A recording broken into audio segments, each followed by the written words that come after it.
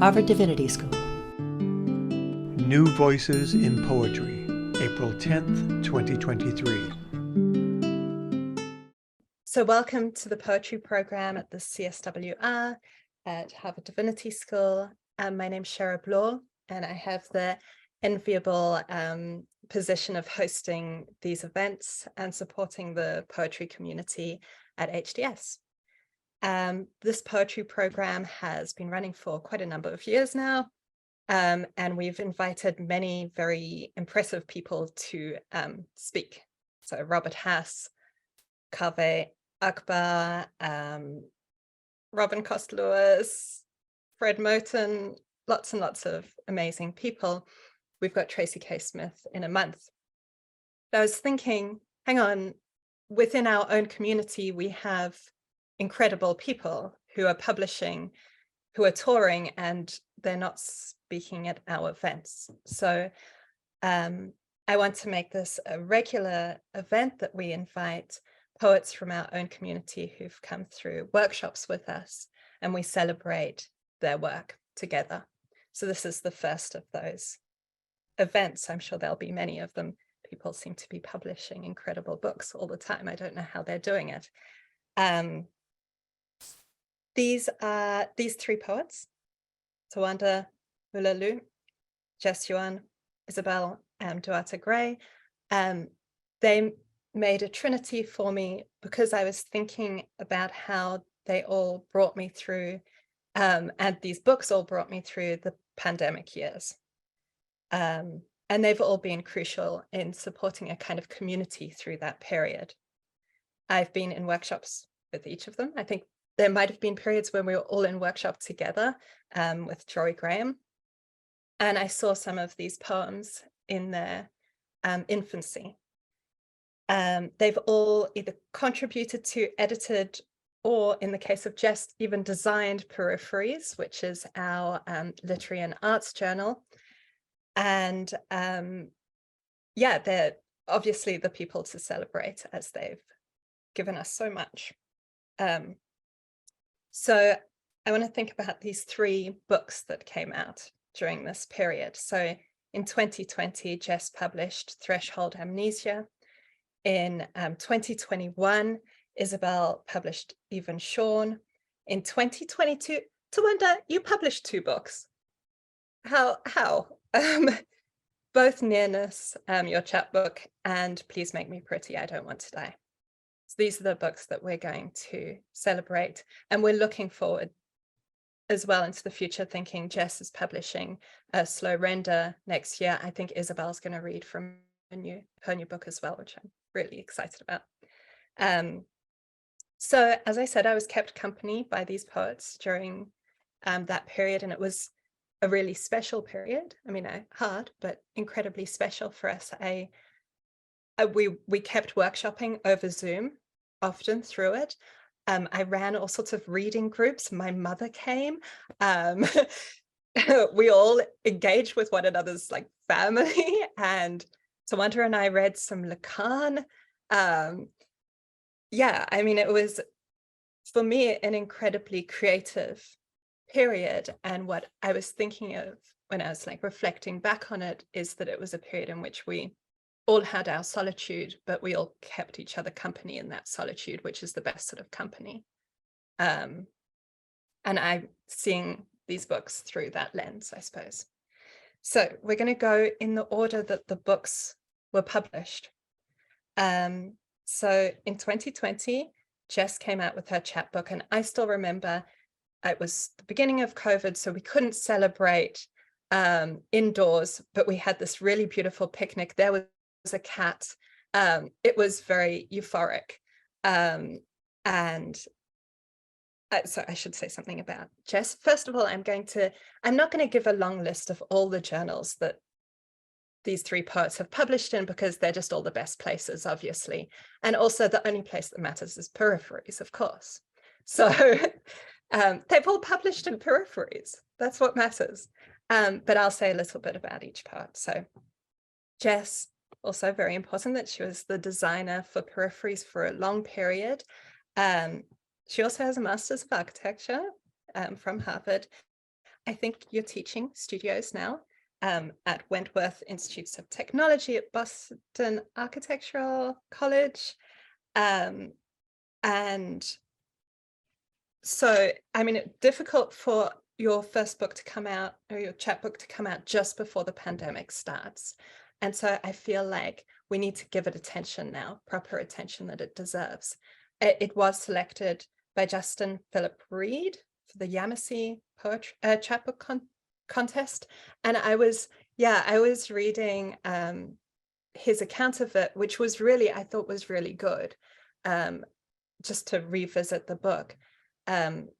I think certainly it is this archive of identity where you're taking these resources that are collaged, and he says, yeah, the collage, things are estranged from one another and isolated, and down every avenue you're given, there's sort of no absolution promised, or false promises are refused. And I thought that was really accurate.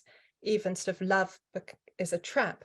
But I was also thinking his last line, he quotes you and he says, you say, a space, I'm going to get this wrong, but there's this a space, or an empty space, or is mine. And I thought actually that there was some absolution in that space that's allowed, and this quiet space for letting one be and not imposing something on people.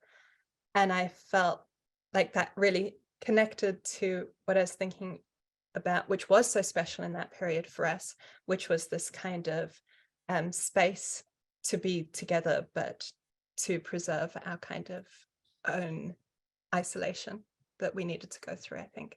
So anyway, those are my thoughts on your chapbook, and let's celebrate that. And maybe you'll also read us some new poems too. Yes, thank you so much, Sherah. Thank you so much for your reading of my work, and for all of your reading as an editor and in workshop.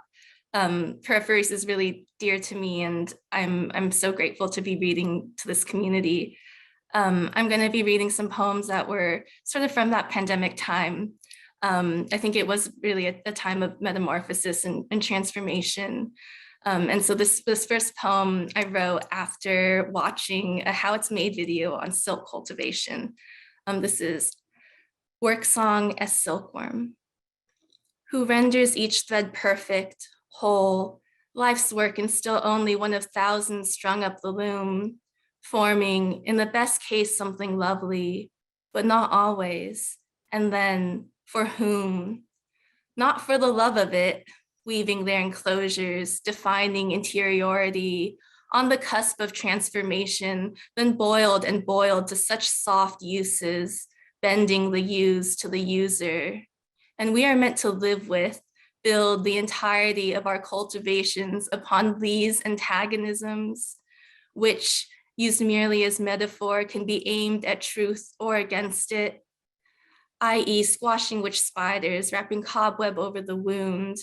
Yesterday, I inverted 2 Ziploc gallon bags over my hands to meet the hefty worm whose translucence extruded this compost, but would not touch its body, would not say whose world it is truly, not mine, but theirs, theirs to the core in the thick mud slab beneath our foil city, beneath the beloved 1 p.m. ray slanting into this rented yard, managed by their despised economies, enriching the deranged soil. How easy to ignore their work. How easy to be the stiff, disgusted human shadowing their mulch, forming opinions, crafting image by covering the silkworm in mulberry leaves, gathered by children who drink the silkworm stew, and while living alongside, do not make metaphor of the worm emitting the unbroken thread, the moth breaking the thread to emerge, the useless silk moth, or the arresting hand unraveling perfection from its dead. You cannot see the brokenness of others like your own brokenness. You are not sure whose side to take.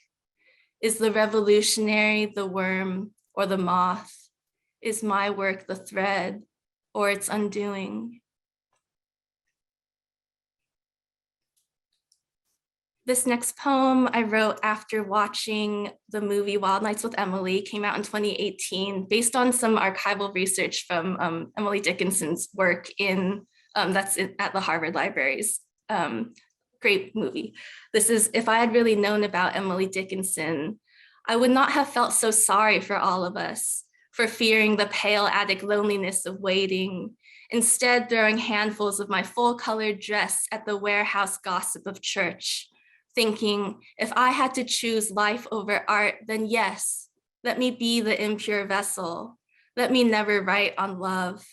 Let me rock the back seat of Hondas parked in the far corner of the farthest parking lot, blue under the flat blue of this unromantic suburb.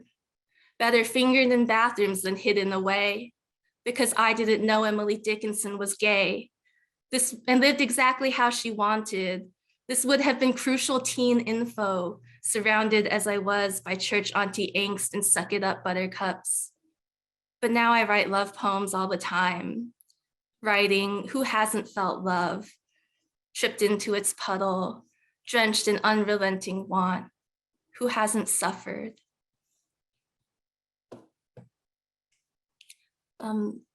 This next poem is very much indebted to the workshopping of Isabel, Tawanda, and Sherah. Untitled Landscape.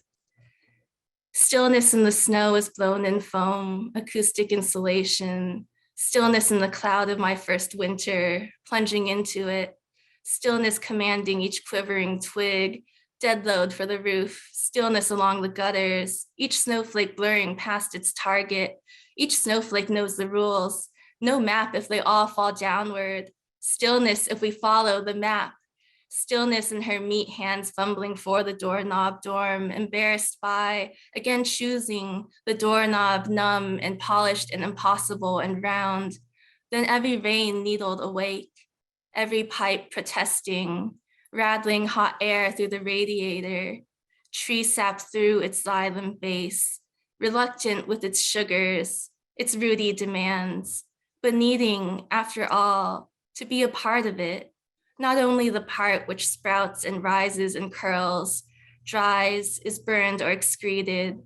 I mean the branch which decides for the light and decides over and over to come back, yearly thickening its rings, the sheer mass of its work, the work of each 1 pound squirrel eating 1 pound a week, the work of that transformer, gnashing, refining 1 cashew at a time, the work of accumulating, drop by drop, the lake of fat, which is all squirrels, the work of us stirring the vat. And then there is will. You think if I were mouse, I'd have the will to mouse. Like, thank God for my daily peanut. No.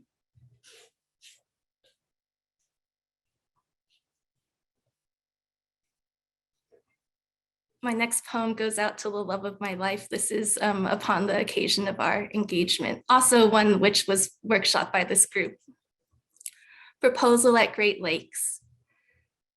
How to find an opening before the inland sea, before the Columbian Exchange, the great American peace, before Devonian climbers crawled to extinction along the sand scuff floor, lumping themselves into life through the churning jellied detritus.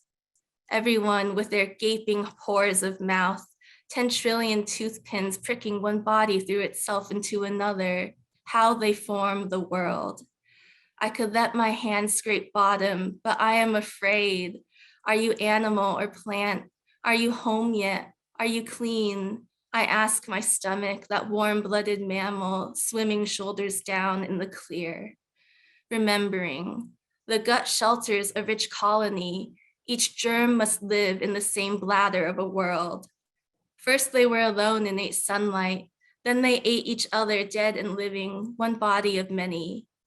Then our organs began to join hands and cooperate. They saw difference, the foreign mess, made skin to separate the fleshy interior from its glass-shelled room and soap bubble globe. I am wearing it like our apartment, brick rubble washed into red pebbles, rebar between boulders at the pier. curly pondweed choking up the embankment, invasive flora as green as the real. Are we lucky it grows all over? Whale oil days of the lighthouse above a slow archaic current, ravenous lamplight thrown through clever shards of glass, industrious diminishing beam foundering out into the glacial bowl. It was just one man waving a flag and shouting. It was many men burning off the river's oiled sludge, era of what is chosen and what is not, absence in the name of its root, long bloody years of the current, frothed and eroded and diluted and renamed, and then choosing its merging with a lake. Yes, water chooses the new form of the land by crawling it over and over. That is my choice, to crawl the garden with you, beloved crawler, in the world of what comes, opening out its wake in long, trailing folds.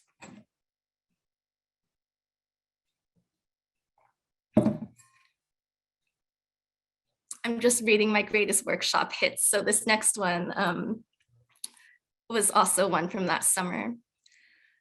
I'm talking about joy. I mean how I may never learn from it if there is always both yes and no catching porous and crumbed at the throat.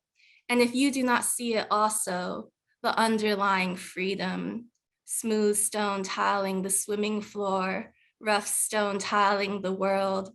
Of these are summer years, spent to hum one leaf then another, wanting the biggest leaf of them all, with a long line of everyone awaiting thanks and credit. God and history, inventors of refrigerant, deodorant, management, and parent. Yes, you make up a part of it like everything else. You are stained in the dish also. And what is this culture I am a part of? Does each psyllium know that the rest of it is a waste of praise? No praise for the institution, no wasting of sunlight on the asphalt's tar heat. It must fall upon the grass and leafy crown who make something of it. Praise must be thrown there to the quivering strand of life on its own work, crushing the slimes together, new smells, useful, pinning up and taking their legs, eating tin, outgrowing our planting pots, our hermit crabs and baby shoes. And do I need another pot with no room on the terrace? This terrace with its corners, to sweep in muck under the great wheel of time cycling into its autumn, Cretaceous, hurricane my name, October, February, July revolution, portentous dodo birds shooting off their toes. It takes a great deal to imagine something other than that. Whatever we imagine now must know the slope and soil. I cannot draw up each doorway in the city where every one of them knows and agrees. I cannot draw up the map to that city. We do not believe in perfection. We are not sorry. We laugh into our wrists. Still, it is my most fervent dream. Still, we can earn scraps of praise from the dumpster's opossum, the crabapple drunk moose. Oh, to be huge and where the fuck we going? Still, it will matter at the city's edge and further, where the snow hare must decide whether to cower in meadow browns or winter whites. I am not deciding. I am just telling you how hard we all try.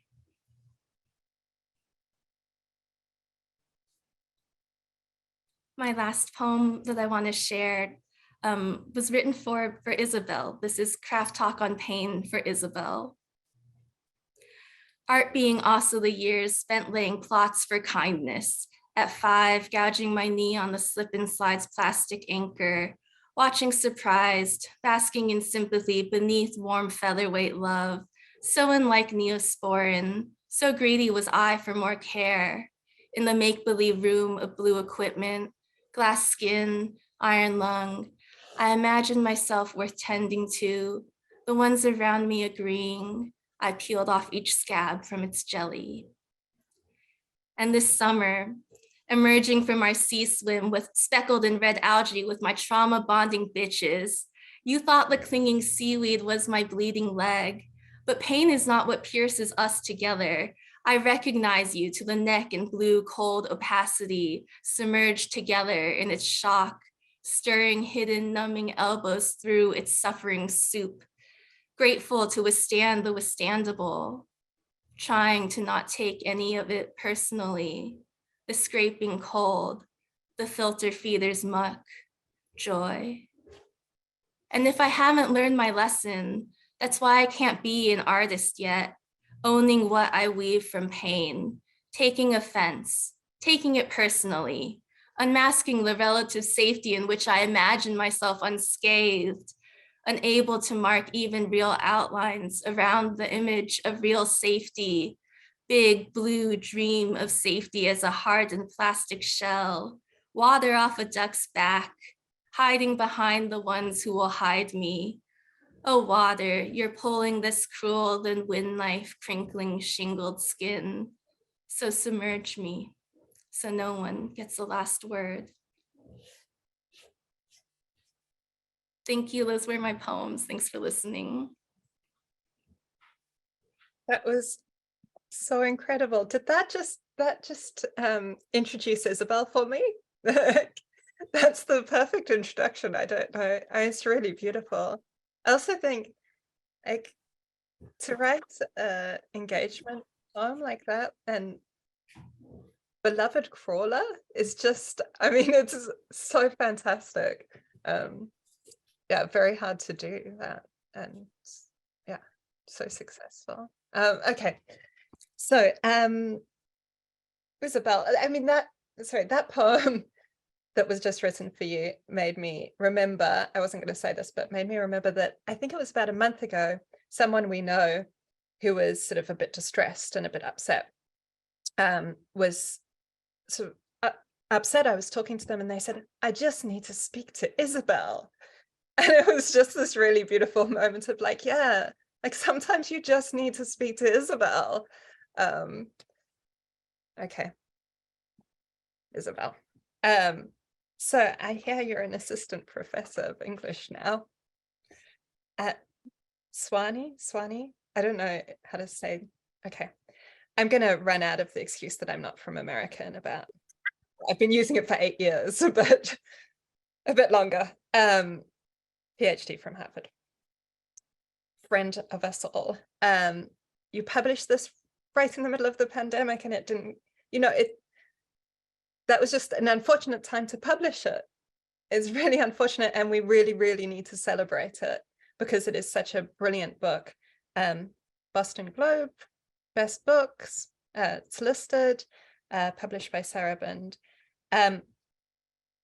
You're raised in Kentucky, and the book is set there, covers 4 generations of your maternal family.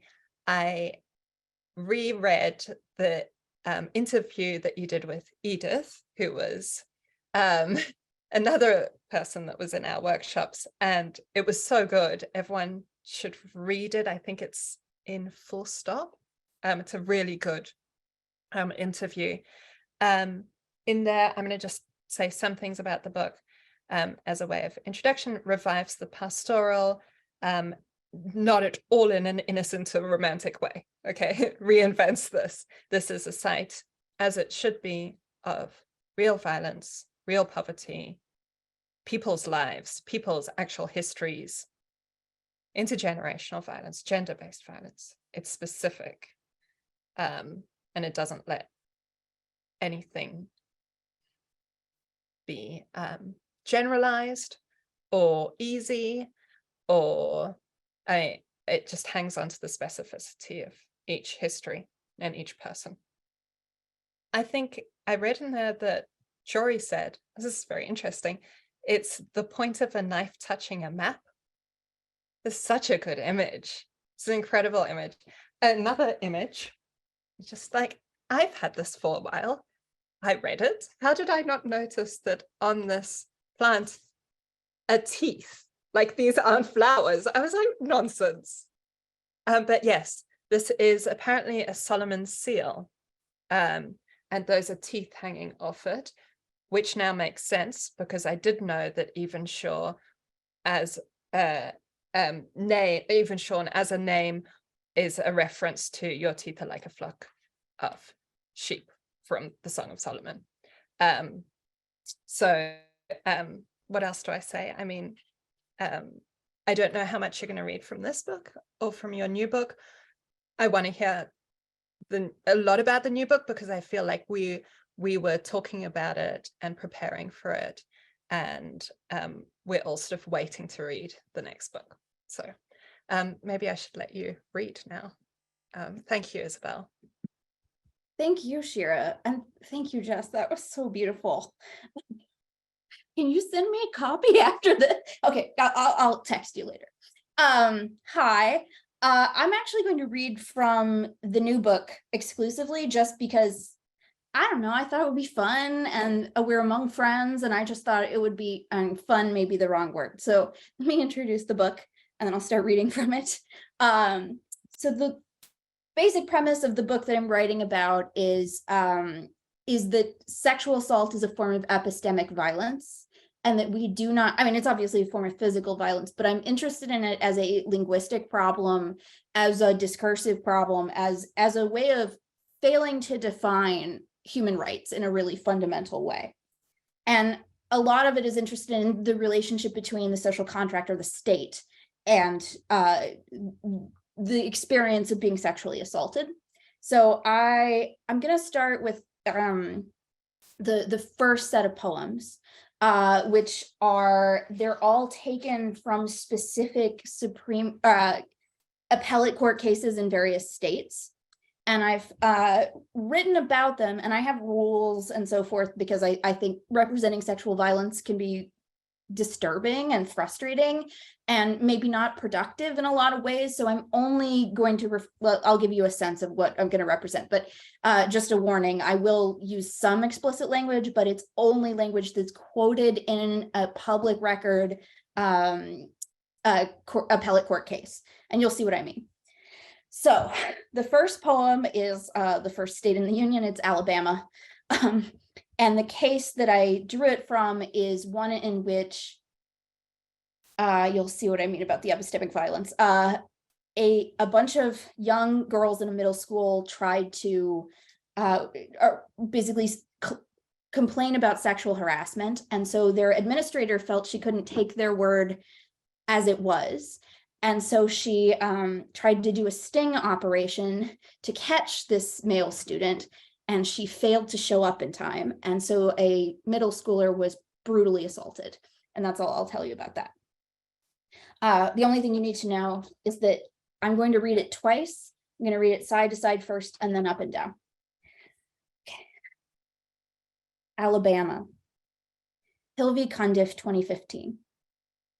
I am a girl child, where girl is defined by a hole in my lips are Alabama soil, recomposed by a temporary order, the logic of protection, where protection is defined by a sap-stained hood that shields an engine of violence, where violence is defined by the hit and run that butterflied our mothers. Here, where girl and child cannot share one body, bleach stings the soft skin of my nose.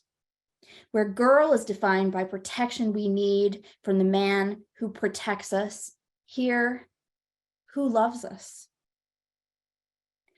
I am a girl child. My lips are Alabama soil recomposed by a temporary order of protection. Here, bleach stings the soft skin of my nose. Who protects us? Here, where girl is defined by a hole in the logic, where protection is defined by a sap-stained hood that shields an engine of violence, where violence is defined by the hit and run that butterflied our mothers, where girl and child cannot share one body, where girl is defined by protection we need from the man who loves us. I'm going to do one more from this section, just and then move on to the ones that are about myself, and I'll explain those.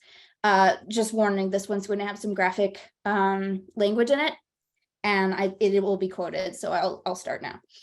So Arkansas, Henderson v. State, 2012, quote, "The lips are clearly part of the mouth and a rational juror could have concluded that appellant pushed his penis past the victim's lips as far as her teeth, which satisfies the statute's requirement of penetration, however slight, of the victim's mouth.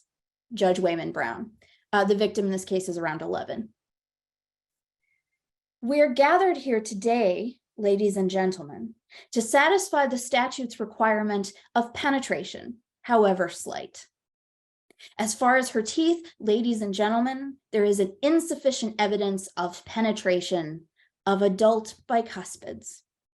In light of the evidence adduced here today, appellant engages another person who is less than 14 in wholly or slight penetration. The statute of deviant sexual activity is gratified, ladies and gentlemen, when a rational juror pushes past the words of a victim's mouth. So the next set of poems are about my own experiences, and a lot of them were written in the summer that we've kind of been talking about. And so I'll just give you a brief version of what they were, which is I was groomed by my high school history teacher for 4 years. And when I realized what had happened as an adult, I looked into it, and it turned out I was one of somewhere between 8 and 10 girls that he serially did this to. Complaints were made from the year 2005 all the way to 2018, and including one of mine, which is in 2013. I provided a lot of physical evidence to suggest that this had happened, and nothing happened. So as a result, many worse things happened to other people than did to me, but it felt to me like the sort of attrition of women's suffering was never going to weigh, like if you think of sexual assault as a trolley problem, right? Like they were not willing to allow a man to suffer any kind of public humiliation, and it took 10 different girls to make it matter enough. And a couple of things. So the way that we eventually got him, the school, he was actually under investigation for rape. And the school was still not going to fire him. So I published everything that I could find about him in an interview that I gave with a local news station. And after that happened, this is important for the poems, his mother died shortly afterwards from a stroke. And apparently he kind of tacitly blamed me during the eulogy. So there's that. And then finally, one note is that the teacher who replaced him found my high school college application essays in his desk after he resigned, and they were 13 years old by that point. Okay, so I'm going to read all of these all in one shot. Dear, there are two orders of living Americans. Those with lingering doubts about the murder of John Benet Ramsey, and those without. When you're child size, the grocery checkout sells the postmortem contents of a 6-year-old's stomach at eye level, beside the other afterthoughts, the globe, the star, the Snickers, the juicy fruit. What is a child, if not a ransom note that babbles on? I've wasted more years than she had years, and all told, she racked up more dead than alive. Pageant, from the word pagina, page, the mystery cycle, when old Europe pantomimes the word. Let us circulate the mystery of virginity. Let us remake a certainty of violence. Dear, they talk of losing it all at once, the way you'd lose a key or a game of Candyland to a neighbor's shitty kid. They do not talk of wind slowly scraping softness from your face, or how funny it would be to find that softness tucked away in a drawer and think, we're still a little soft? Are we? Or are we all of us, the 8 of us, the 10 of us, approaching range on the Mohs scale reserved for women with their cigarette lighters virginally born inside the pack of parliaments? The way our landlady's was when I was 15, The day she planted bowling balls out front like seeds to a vine that led anywhere else. Dear, if I killed your mother, I am so sorry. I know nothing counts before the word but I had no choice. Each new day counts so little, yet I forget to remember what to forget. Churlish letters I wrote at 17, your class ring in my mouth, and a handful of hair, yes, my old hair, like the witch stirrups in an ornery horse's mane. I've never begged a man for sex before today, but every first time is a refusal of someone else. I still see you half expecting applause for her eulogy. And I can't love a man with words. I can't stomach what it is to be unloved and witnessed unloved in a single sentence. When each new minute is a chicken with its neck half wrung, I'm so sorry.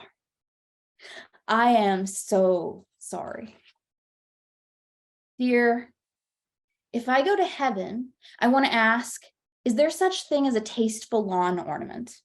How does one improve a grass rhombus to such hue as to declare oneself bound by contract to poison all surrounding flora until Scott Pruitt's O-face leaks Scott Peterson's crocodile tears? A second question I'm saving is, when is pain real? Does it require two persons, one to throw and one to sign the affidavit?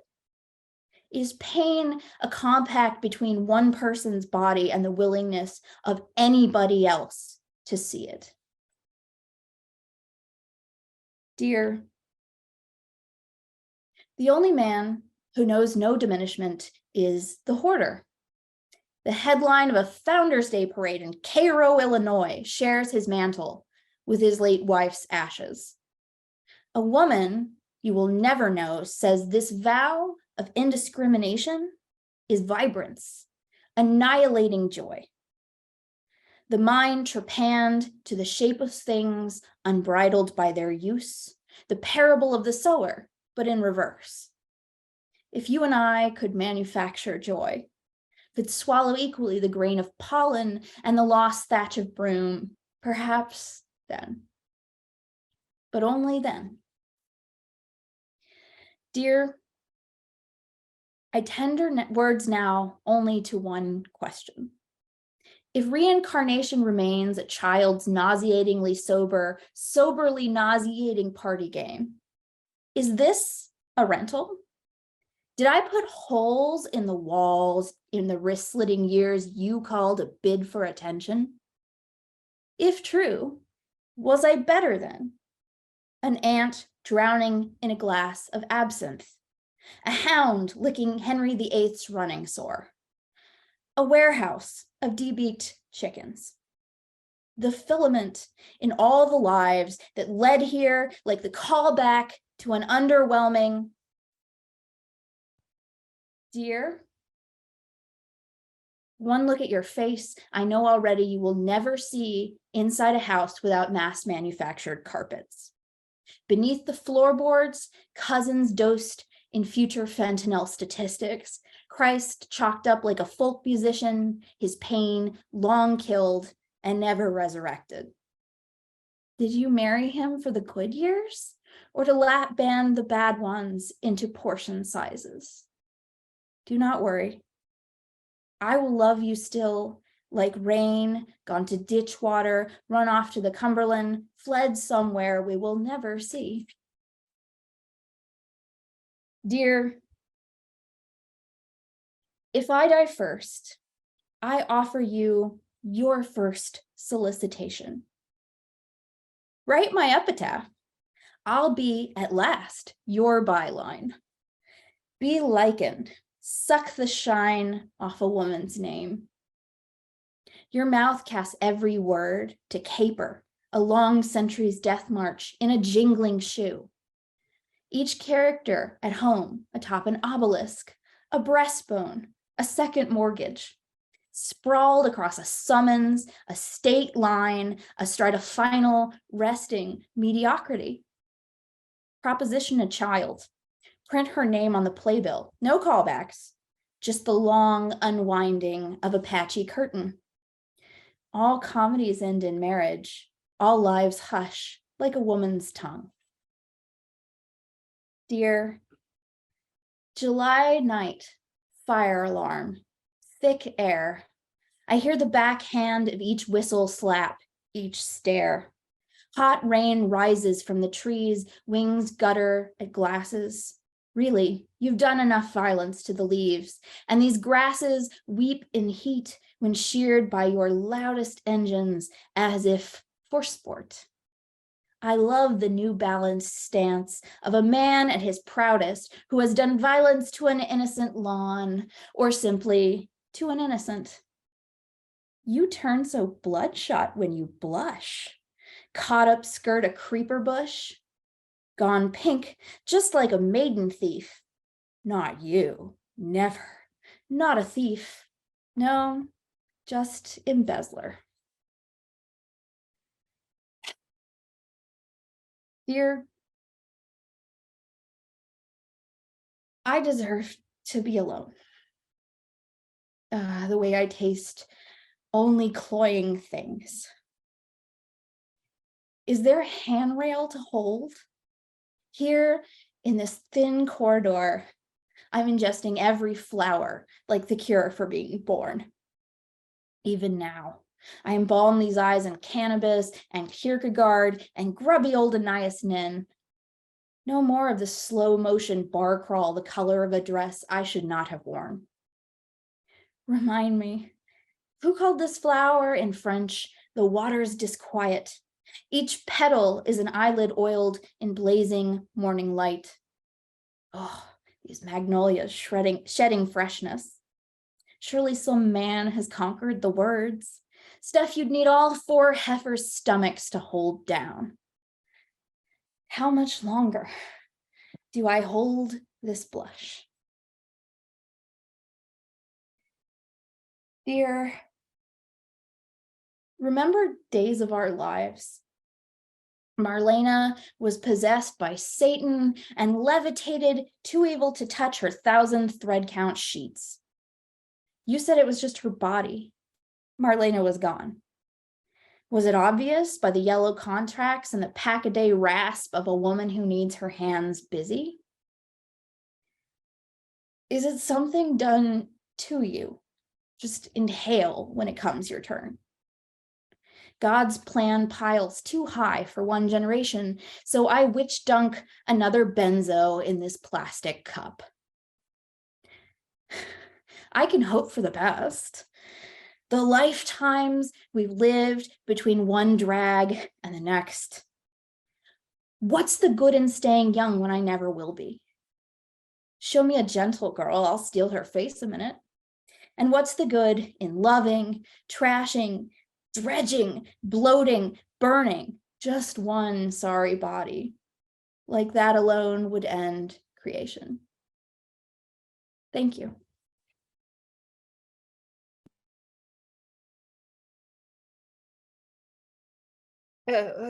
Thank you, Isabel. I remember those poems so well. Like, well, I mean, the lawn ornaments and Marlena, Days of Our Lives, this is like imprinted in my brain forever. But also the like incredible Brave project. And I didn't say, but when I was like Googling, I came across the article that explained the background to this, and I was so happy to see it, because I think when you started this project, I remember very clearly, you weren't giving us all the information. We didn't know who this was. You know, you were being very careful. And like it seems like it's all out now. And it's going to be out in a way. I didn't realize you're going to make it also a project about other girls' lives and other legal cases. Yeah, I can't wait. I mean, it's going to be incredibly, it's a very hard, like, to be excited about a book, but also like this is going to be so hard to read. It's also going to be so good. It's very difficult to know how to, look forward to it. Your poetry's always made me feel like this, but it's going to be important for people like that, and when I was introducing you, that kind of bravery is important for all of us. Okay. Thank you. Tawanda, I have to I always find this so hard, like going from one person to another person. It's like we need I don't know what it is, between smells. You smell like some coffee, or between put your fingers in lemon water. So we need some ritual in between each poet. Okay, Tawanda. 2022. We've traversed these years, and somehow you publish two books, Nearness, New Delta Review, this book, Princeton University Press. I have to say that Please Make Me Pretty, I Don't Want to Die is named a best book of 2022 by Boston Globe, New York Times, Washington Post. I also discovered today that it's on Audible. Everyone, it's on Audible, and guess who the reader is? It's Tawanda. So we all have to listen to that. Okay, Tawanda, you're from Botswana. You were a student here. You are our very, very good friend. I'm supposed to say something about what this book is about, which I was doing, as I did with the other parts, reading some interviews and some things you've said about it. And in one, you're talking about aboutness and how maybe poetry books, it's complicated what a poetry book is about. Sometimes that aboutness just happens to you and it's hard to direct. And I feel like it's about everything that was happening at that time, living in America as a Black African during that period. Prettiness, heartbreak, failure of intimacy, I think, interracial romantic relations, one of which is extremely complicated because it's with Sylvia Plath, which was going to be really difficult for multiple reasons. Familiarity, alienation, and hope. Working with those students, I remember you were a teacher's aide, right? Teacher's assistant, working with third graders, and the kind of love you had for those students and the kind of hope they gave you. And everything of life, and in every form, sonnets, elegies, prose poems, everything of life and everything of your life, which makes it extremely special to us because it's you and we all love you and you can't help it. So I hope you're going to read some from this book, or just anything you want. I'll only read from the book because I don't have new poems, but first of all, thank you, Sherah, for that intro. I love you too. I love you all too. And thank you everybody for coming to the reading today. I just want to say again how incredibly blessed I feel to have been able to workshop with y'all and Jory and Josh and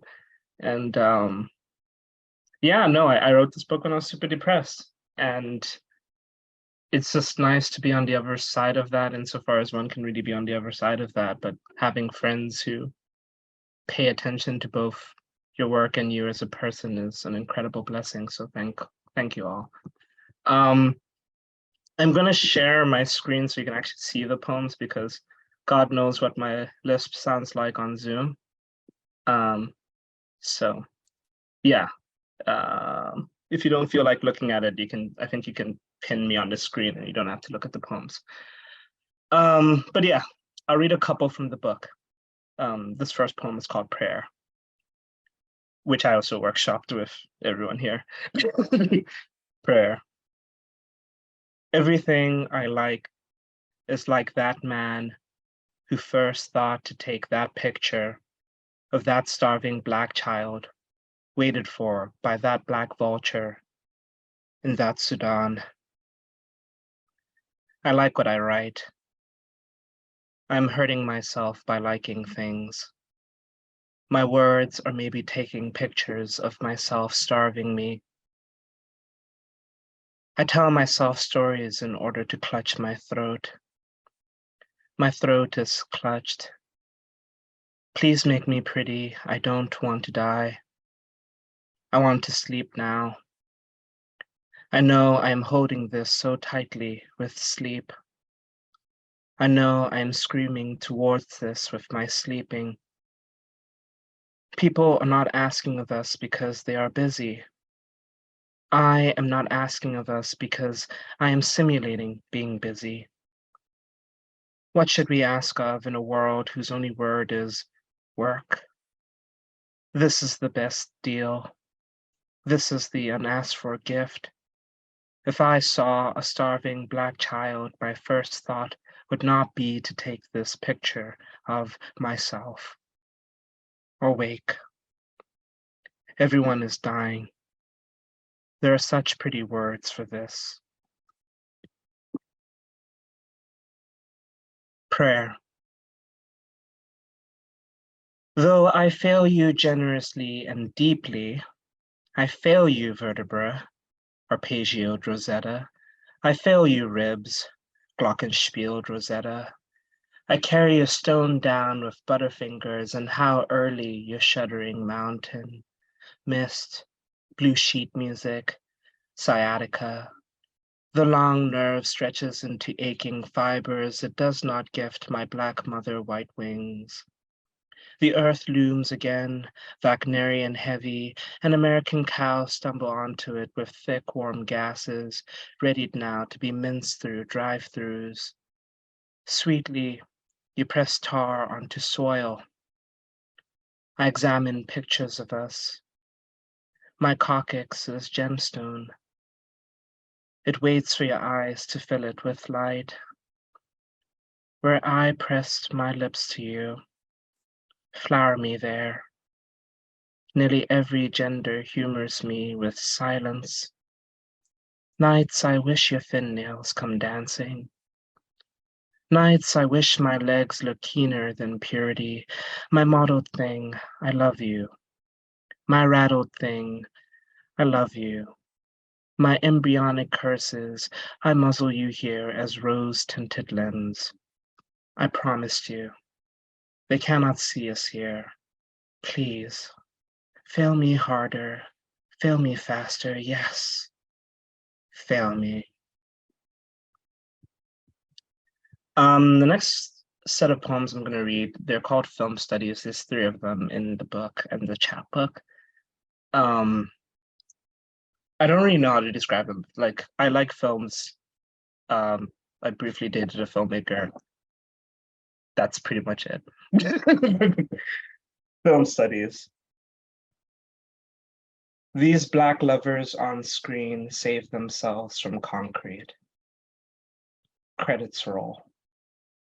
Once, my mother throws a burnt log at my father, and it must be like this, holding on to love's inevitable reel. Once, the projection streams a finger corked into a heart, knife wound. I tell the doctor, let go, unmind the dark jet when my finger returns to me. Narrative saves us. If mirrors disappoint, consider wide eyes, then flood cinemas with light to drain the mind. So look at trees neutrally, says landscapes. A history book infects them with bodies. I try a different bingo. I don't go on walks depending on the news. There's always news. The lens should not have considered us, but there's a block party in the sky. My ancestors sway.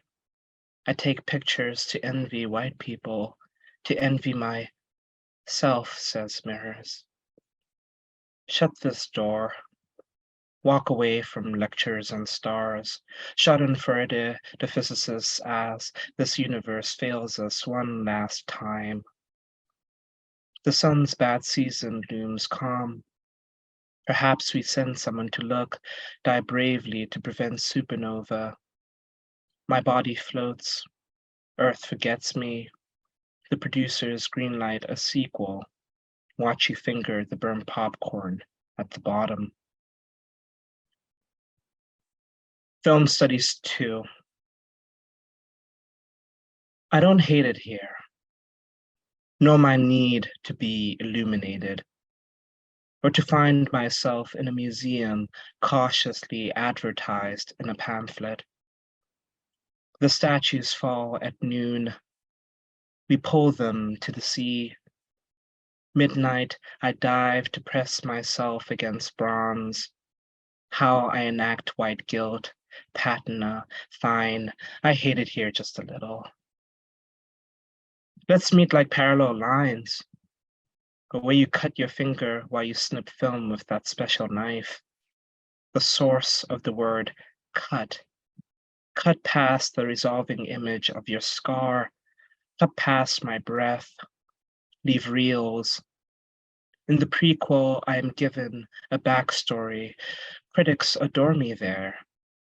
Holding gold at the ceremony, I mouth appreciations. I say, oh. Maudlin tongue, they stream me away. Someone as black as me drowns. I sip red wine. The image recedes.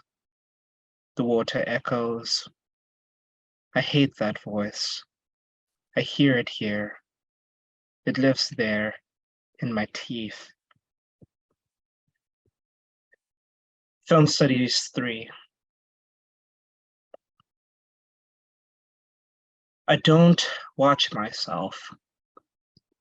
Others watch then draw. You draw me with your lens.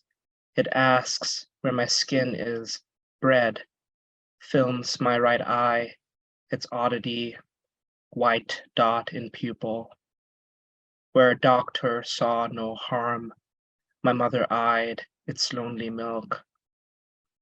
See me gently inside while your lens seeks my white thoughts hidden inside my pupils black. My thoughts I thought were colorless, or I thought you thought this, or hoped this. Or what is your lens draw of me? You said you'd ask of the white dot, and you ask of everything but the white dot. The white dots draw of everything else of my skin, always the soft excuse for everyone to ask me of everything but me. My skin is everything and me. Anything but me is me, but you ask. It does not belong to you. I can't make it belong to you. And my girl makes films. I write. Everyone must draw. She is sometimes white. She is sometimes not. And I am black. I am sometimes not anything but black. It's drawing like breath. Brief gaps between my lips. Brief gaps between my teeth. My girl makes films. My girl is not my girl. I am not my girl's boy, not your boy. And what is being drawn if not who? And who is anyone to draw but love? Your lens here, my girl, my love, is what you ask with it. Of me, of you of me, is it black? It is nothing. It is almost me, almost black. Coax it, and it breathes. Touch me, and it breathes back. All right, one more for y'all. This one is called Poem About My Life Mattering, and it's after June Jordan. Asked myself this morning, this usual, where's black life found? Surely not in an atlas, given how they call the size of the continent down as carefully managed roach control, but other nights I hear myself singing down a well, and it sounds a trumpet, or at least the mouth of Joseph trying to have a good time, you know? When the stars decided to fly tanning on Mike Pence's picket fence hair, was that black life? And should I shed myself of that chitin and decide this black self, and so grow a spine? Who must I show it to? I wouldn't recommend history either, but black life died for me to sip high fructose liquids with less ice. No matter whose skin I wear, I can't laugh at that. A parallel history is right next door, and the neighbor's dog keeps barking my name. Thank you, everybody. Take care. I don't know, Tawanda, how you managed like to be so funny and so upsetting at once. It's so good. And then these lines that like the fail me harder, like I somehow like it's so good. And just at the end of that poem, the dog, like yeah, these lines that are just like so powerful. I am just like such a big fan of all of you. Really, I just want to keep reading your poems. So can you please just keep writing a lot, and then we can keep doing this, you know? I can just keep inviting you, and then I can listen to your poems. That would be really nice. And so people could, I mean, we've got a little bit of time. If people, I mean, Walter says that was fire. Yeah. If people want to ask questions, yeah, do. Otherwise, I might just ask each of you what's next. Maybe we could go in order, like go back to Jess and then and just ask that, see if anyone has any questions, but no pressure to. Jess. Sure. So the question's what's next? Yeah, I guess. Yeah. I don't think I've shared this with any of y'all, but I'm going to get my MFA in the fall. And sort of after this time of, you know, struggling to make room for poetry while being an architect and then going to architecture school and then being an architect, in which, you know, this crowd and Joy's workshop was really my anchor as a writer. I'm really, really excited to kind of have 2 years to really just make space for my writing. So that's what's next for me. Congratulations. That's so fantastic. I feel like I knew that, or maybe I just expected it or something, but that's so great. And that's going to just give you that time to write a third book now. Your third book, which is ridiculous, like amazing. Isabel, I mean, Y'all kind of know what because I just read from the thing that's next for me. I know, sorry. And in terms of like where I'll be next year, I genuinely don't know because I'm on the job market, and so I'm in the middle of like, anyway, not important. I'll either be in Connecticut or New Orleans or Utah or New York, one of those places. But because yeah, thanks. You also have a career as a scholar. Like this is what's amazing. I mean, Jess has actually just been an architect. I mean, Isabelle is actually like being a professor and like also producing scholarship, which is incredible. Yeah. So getting a job. Yeah, I'm getting a job. That's what I'm in the middle of. Right. That's amazing. Tawanda, I kind of know.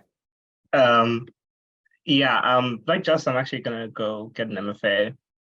Still deciding where I'll actually go. um, yeah, I just resigned from my old gig, so not in hedge fund land anymore. So literally doing nothing.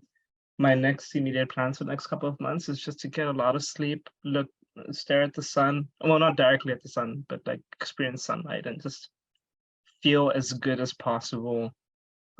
Just vibe. Yeah. Brilliant. And I feel like it was my I felt like it was my life's work to just make you leave that hedge fund and give yourself to poetry. I tried every method. I got him reading Marx. It was a concerted effort, like from a lot of us. So, I mean, I can't say that it was my work that succeeded, but I feel like I feel very happy that you're doing that and bringing. Well, not just because it's being recorded. It was a good gig, but Oh, you I'm know, sure. It was great. I'm sure. But I just think you're meant to be writing poetry in the world. Yeah, no, I'm very excited. I'm really excited, and you know, any excuse to be in community and write and hang out with y'all is always an excuse worth taking. So I'm very happy. Brilliant. So I don't know, did I mention like that all the poets here I mean, they've published in some journals, whatever, but they published in this journal, and can people like so this was the most recent issue of Peripheries, and you can still get it at Grolier Poetry bookshop, and all these poets have been at some point in time in this journal, or edited it or designed it, and hopefully will be in it again. And yeah, and maybe we could let's just see, give people a moment. I always feel like it's a bit much to ask people to listen to like three really intense readings. They're really different and like take a lot of like work to recover from, actually, but you have to listen to them in fast succession. And then, by the way, you have to come up with questions afterwards. I feel like it's a bit much. I feel like at times like this, I used to always rely on Isabel to ask a question.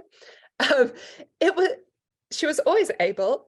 If you have questions, Isabel, do you have a question? Yeah, I do actually. Yeah, I knew it.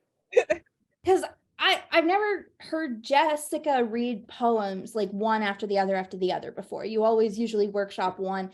And so, you know, I'm used to thinking of you as somebody who writes about like the feeling of obscurity and objection really, really well. But I don't know that I'd ever really thought about you as a comedian, but you are.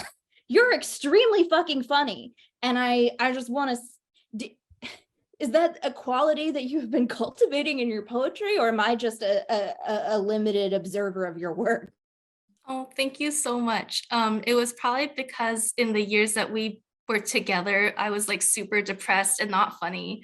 But thank you for appreciating that. I try. You guys also are, you know, super funny and beautiful people. I feel like all of you are really funny, actually, and very depressing. Like, you've all got those. I don't know how you're doing it, but very, very hilarious, very, very depressing, all of you. It's very confusing.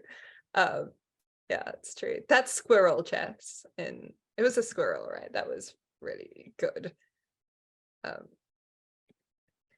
Any other questions, Isabel? Or anyone?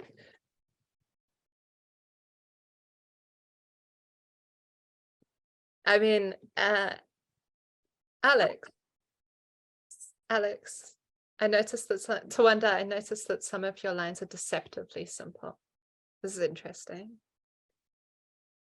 If you want to speak to them. Yeah, I get, and okay, wait, Alex is still typing. I'm gonna let Alex type some more and then I'll say something. Okay, she's keeping on writing, I think. So we'll come back to that. Isabel, were you going to say something? Or am I just putting you on the spot? I guess I wanted to ask, when you write, do you have someone in your head that you're writing for? Because I think all of us have very different attitudes toward our audiences. And I mean, obviously I'm writing in the second person so often, so that I have an incredibly specific person I'm thinking of. But I was curious, like, who are you? So often a poem will have like an official thou and an unofficial thou. And I was wondering if you've ever thought through who your official and unofficial thous are and thous, and are there any, like, I don't know, how do you think through who you want to read your poems?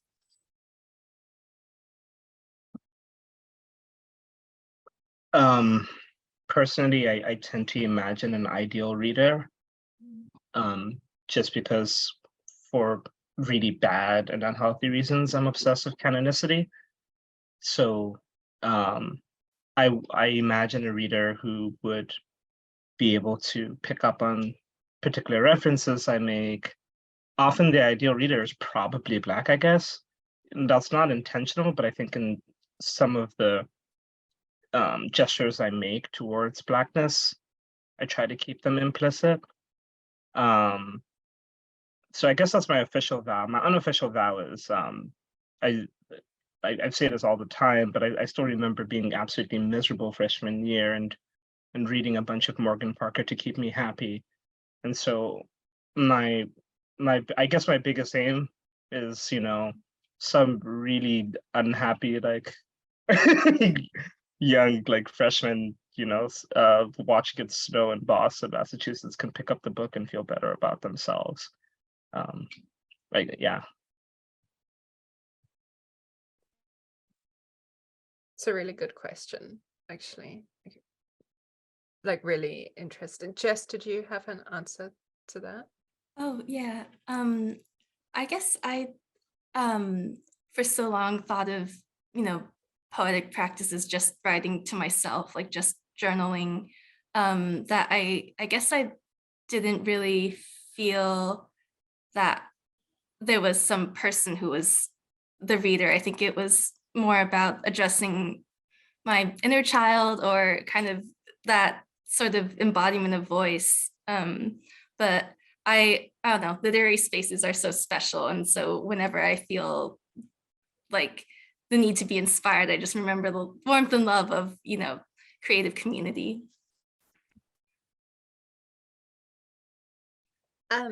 What about you, Isabel? Yeah. Well, no, Isabel has very specific though. Well, the official thou are usually unstated people who are extremely specific.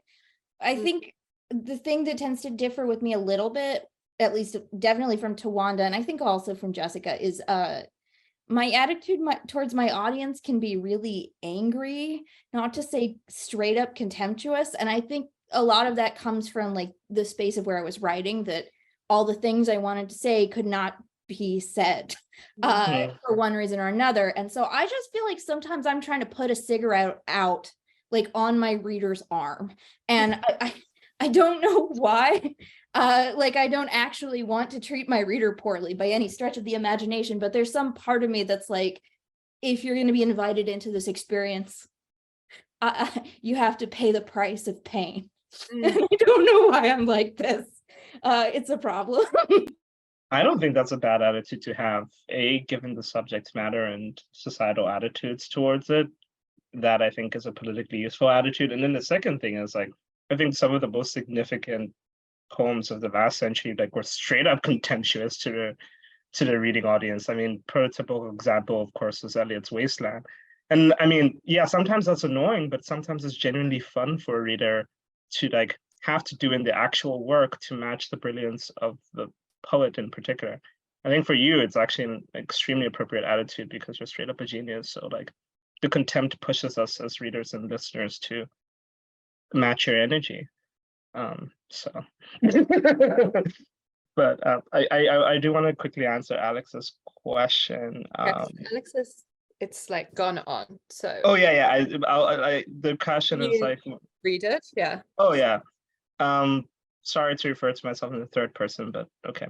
Tawanda, I noticed that some of your lines are deceptively simple, and they choose to elide a particular aspect of themselves to betray a feigned wholeness. Other lines are juicy in their diction and rich to the point of being abundant and flamboyant, ecstatically overwritten. Could you talk about when you allow yourself to enjoy the juice of language and when you choose to pull back for something more sedate? No worries if you don't have thoughts. I have thoughts. Part of that is, okay, so like I'm a big Hopkins stan, and you know, like I love how vibrant he is with his language, but at the same time, you know, when you're in the mode of workshop, or you know, people are telling you to call your lines a certain way, and in an effort not to embarrass myself with my eagerness towards sound, I try to pull back a little bit. But mostly I think it's about the emotional logic of a particular poem, and you know, like I like thinking of poems in as music, and Jory always gave the advice of thinking of as a poem as a piece of music in terms of how you vary your line lengths and so on. And I think of that also in terms of like I guess the juiciness of the language, to use a phrase, Alex. That there's some moments in the emotional logic of the poem where you want that sheer exuberance and ecstaticness and just want to be flowery and Latin in your verbal usage. And then other times where it's like just saying like, this is the very simple thing that I felt. There's nothing more complex to make out of it. In fact, I'm a little annoyed that I'm going towards the space of the poem to tackle this feeling, because for some odd reason, I'm too stubborn to commit to the simple feeling. And I think this is particularly an issue when I was writing about the kids I used to teach, because my feelings towards them were very simple. Like, I liked the kids, I loved the kids. And then I'd be like, well, why do I like them? There has to be a reason. There has to be like, is it because they're so like philosophically young and can generate thoughts in the future? It's like, no, dude, you like them. And it was okay to just make the language simple during like simple feelings, and make it more chaotic when I felt chaotic. I don't know if that helps at all. That's really good. We have a question I feel like we should answer. It's kind of important for everyone. So Amber, it's to all of you. Thank you all so much for sharing today. How do you make time to be creative and write and workshop your craft while having a full-time job? I'm going to listen very carefully to your answers now, because I was with you during the pandemic. I don't know how you guys have managed to do so much. I'm still like in the exact same position I was in. So okay, let's listen to them now. How have you managed to do this? To keep writing? I think it's a great question, and I wish there were like a magical answer, but I think it's very hard, and I think everyone who struggles to like build a creative practice needs to do what they need to do to make it happen. And I definitely struggled to make room for my writing for a long time.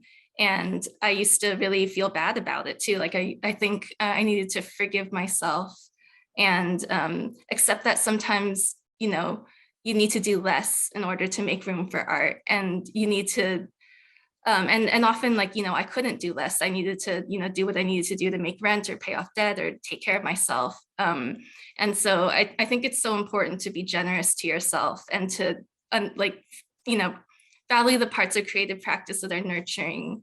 And, you know, I think it would be amazing if all we could do was, you know, just write all day. And I feel like really privileged that that can happen sometimes with MFAs and residencies and fellowships and stuff. But the real kind of core of what brings me, and I think many of us, continually back to poetry, I think it's something that has sustained me even in times when I really didn't have time for poetry. It was the energy, the generosity, the kindness, and the nourishment of poetry that kept me staying with it.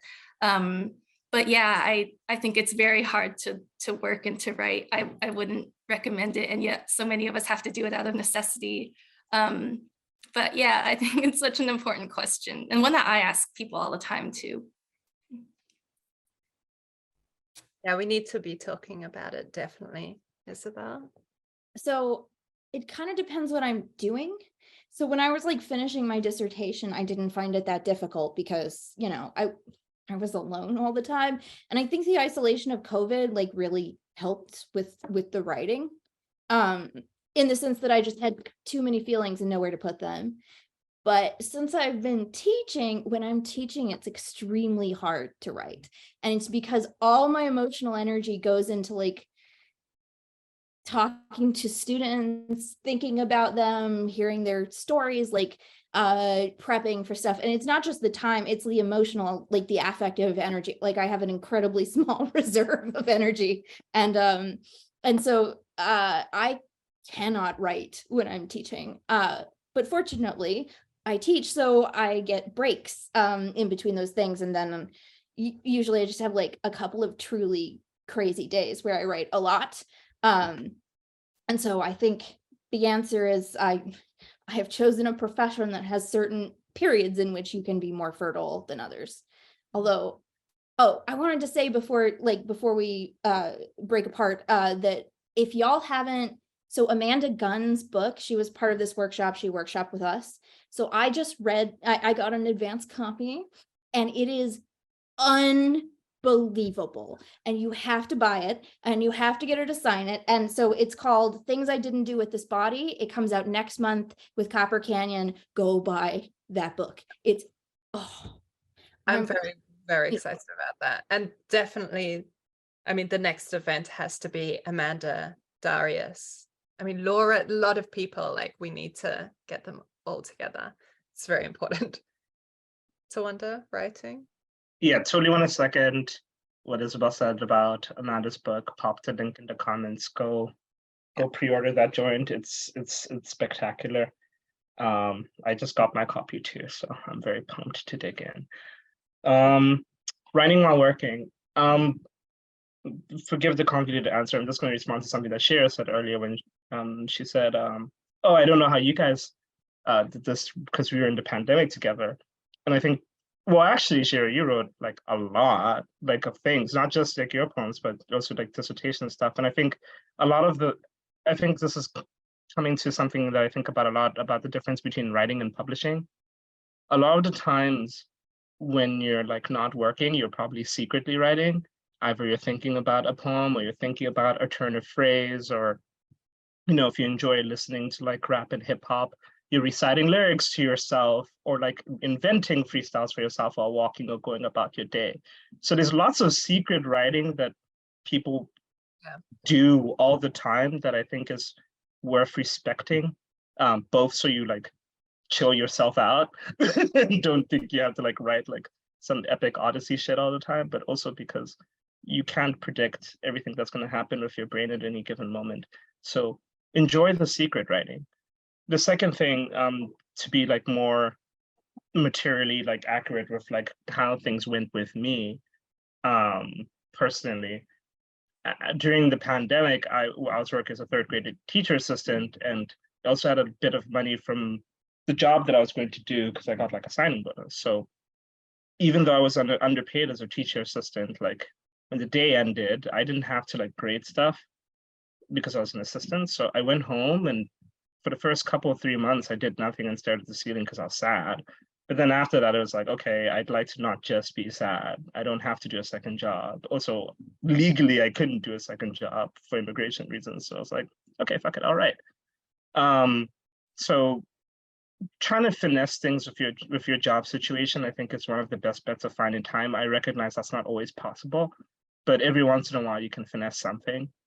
And then the last thing is finding organizations that understand your like working situation. So Brooklyn Poets, I think, is an organization that's been really important to my development as a poet as well. Outside of workshop space, they do lots of weekend workshops on Zoom. They do like a year-long mentorship program that assumes you're working full-time, which is kind of like a mini MFA thing. So organizations like that know you have other shit going on, and you're with other people who have other shit going on. So you respect each other's time, and you respect each other's like energy and grind. But above all, I think genuinely like remember that writing isn't publishing. Don't stress yourself out. Like I personally psyched myself out, and it's not a process I'm eager to repeat. I just want to write because it makes me feel less alone. So don't ignore your secret writing. You're probably writing right now. Yeah, I mean, listening as well. I mean, we're picking up all of each other's musics and images, and it's helpful. It really helps. I think Jory would say to us at some point, it's like, I should say, just wake up an hour earlier every day, you know, this sort of advice. Or I always feel guilty. I never do that. I mean, she makes it sound, of course you can do that. Or like just work 15 minutes every morning. The other thing I'd say is that for people who are in this time zone, this poetry program we're doing, like sometimes we do get poets to come and visit and workshop with us. And if you like if people in the audience haven't had the chance to workshop, I'm sure there are people who haven't, like you should get in contact with Peripheries on the Twitter or on Instagram and like contact us, and we can get you into some workshops. And I think having that experience is very inspiring, and also having a community. The other thing Jory would say to us is, I take solace in this, like when you've been in workshop, if someone publishes a book, we've all published that book. Like I do feel like I was a bit involved in this, wasn't I? Like, you know, it can be a communal exercise, and maybe, yeah, we don't need to publish. We can also just write for our friends, and sometimes one line sent to a friend. That's also really good, you know. But yeah, people should be in contact if they want to workshop and support writing. Okay, I'm aware, right on time, guys. So let me thank you all, and I am excited to read more of your work. I'm sure so is the audience. And yeah, I also just like love seeing you. So it was really nice to spend this time together. Thank you, Sherah. Thanks, Sherah. This was dope, y'all. Take care. Thank you. Thank you. Sponsor, Center for the Study of World Religions. Copyright 2023, the President and Fellows of Harvard College.